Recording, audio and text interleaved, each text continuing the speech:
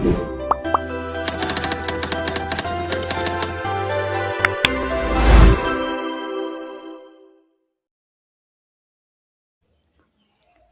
teman-teman, di sini kami akan menjelaskan materi kelas 9 bab 7 mengenai isu-isu lingkungan. Nah, pada materi ini kita akan membahas 4 subbab. Yang pertama adalah kesehatan lingkungan di Indonesia, yang kedua ada pemanasan global, yang ketiga ada krisis energi, dan yang keempat adalah ketersediaan pangan.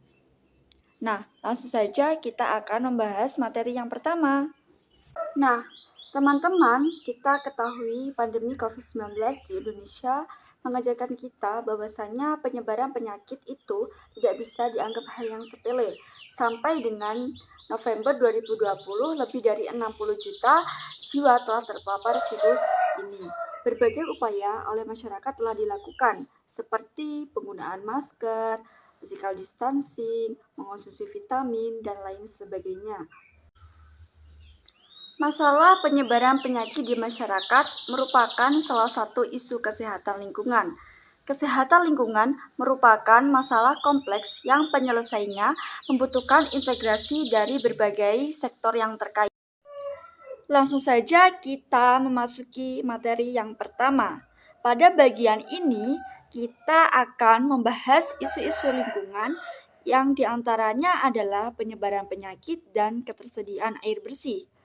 Yang pertama adalah penyebaran penyakit. Nah, teman-teman, penyakit dan kesehatan ditentukan oleh faktor lingkungan. Penyakit berbasis lingkungan adalah kelainan yang terjadi pada tubuh manusia yang diakibatkan oleh interaksi antara manusia dengan segala sesuatu di sekitarnya yang memiliki potensi penyakit. Selanjutnya, materi yang akan kita bahas adalah tentang ketersediaan air bersih. Nah, teman-teman, air merupakan kebutuhan bagi semua makhluk hidup, terutama manusia. Air digunakan untuk metabolisme makhluk hidup. Tanpa air, maka tidak ada kehidupan. Namun demikian, tidak semua air itu layak untuk kesehatan manusia. Air minum yang aman atau layak bagi kesehatan menurut Peraturan Menteri Kesehatan Nomor 492 Tahun 2010 adalah air minum yang memenuhi persyaratan secara fisik, mikrobiologis, kimia, dan radioaktif. Secara fisik, air yang layak minum tidak berbau, berasa, dan berwarna. Sedangkan secara biologis, yaitu air yang tidak mengandung mikroorganisme yang merugikan kesehatan manusia. Secara kimiawi, air yang layak minum adalah tidak mengandung bahan kimia yang mengancam kesehatan dan secara radioaktif. Memasuki materi yang kedua yaitu tentang pemanasan global. 100 tahun terakhir, data NASA menunjukkan bahwa tahun 2016 merupakan tahun terhangat dan pada tahun 2019 merupakan tahun kedua terhangat. Kenaikan suhu rata-rata bumi ini dikenal dengan istilah pemanasan global atau efek rumah kaca. Pemanasan global erat kaitannya dengan perubahan iklim di dunia. Pemanasan global terjadi akibat aktivitas manusia yang menghasilkan gas buangan seperti karbon dioksida, nitrogen dioksida, sulfur dioksida, dan metana. Gas buangan ini dari berbagai aktivitas, terutama pembakaran bahan bakar fosil dan industri. Gas-gas ini terakumulasi di atmosfer yang menyebabkan energi matahari terperangkap di bumi dan tidak bisa dipantulkan keluar angkasa. Nah, akibatnya suhu bumi akan terus meningkat sehingga terjadi yang namanya pemanasan global. Oleh karena itu, cara menanggulangi pemanasan global diantaranya yang pertama adalah melestarikan ruang hijau, seperti menjaga keberadaan daerah terbuka hijau dalam upaya mempertahankan keberadaan daerah resapan air, maupun penyerapan karbon. Keberadaan tanaman sangat penting untuk menjaga keberadaan sumber air, tanah, dan penyerapan karbon. Selanjutnya, materi yang akan kita bahas adalah tentang krisis energi. Sumber energi utama di Indonesia masih tergantung pada minyak bumi dan batu bara. Cadangan minyak bumi dan batu bara semakin berkurang, sementara tingkat konsumsi semakin meningkat.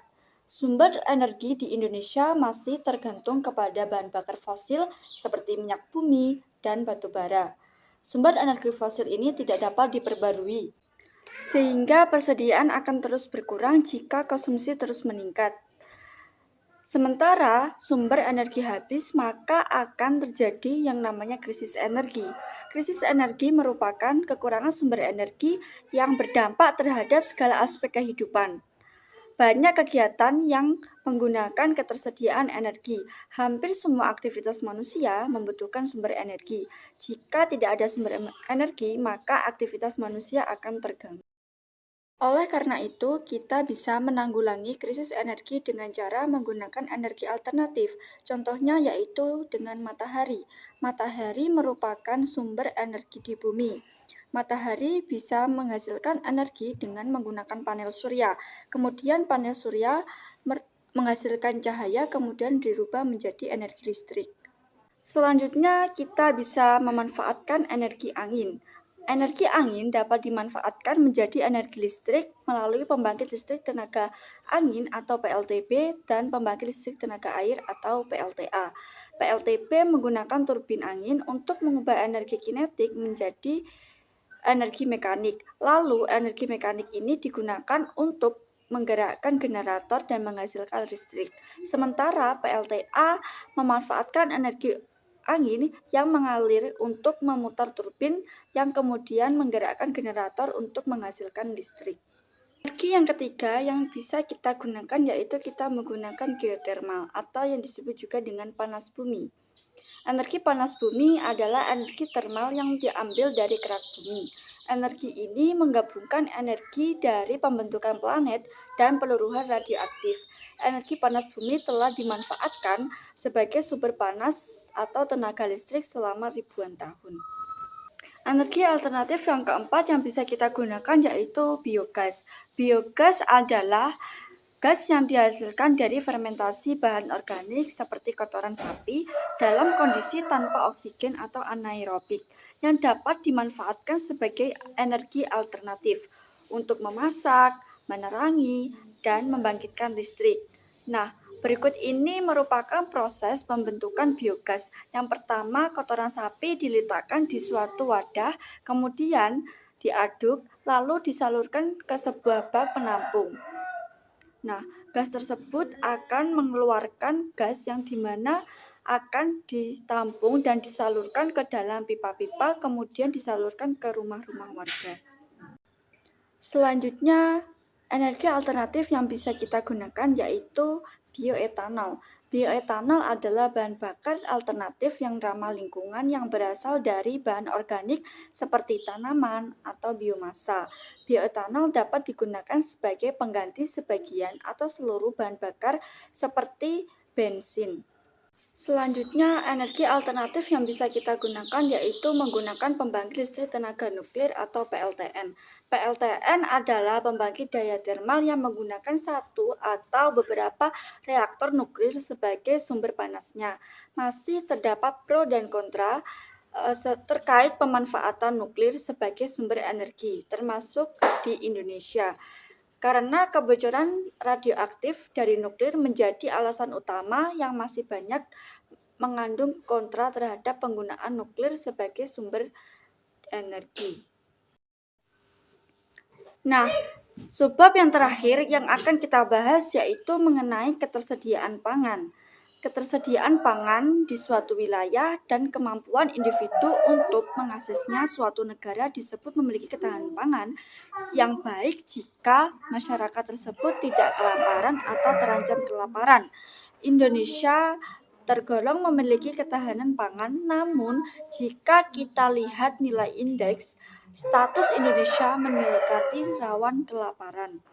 Oleh karena itu, untuk mengatasi semua itu, produksi pangan dapat ditempuh melalui pendekatan intensifikasi dan ekstensifikasi pertanian. Intensifikasi pertanian yaitu melalui peningkatan kualitas bercocok tanam, misalnya penggunaan bibit unggul, penggunaan pupuk yang sesuai, dan penggunaan pestisida yang sesuai, dan teknik bercocok tanam lainnya.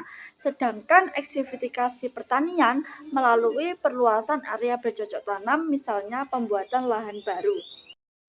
Nah, itu tadi teman-teman materi mengenai isu-isu lingkungan. Semoga apa yang kita pelajari bisa bermanfaat bagi kita semua. Terima kasih.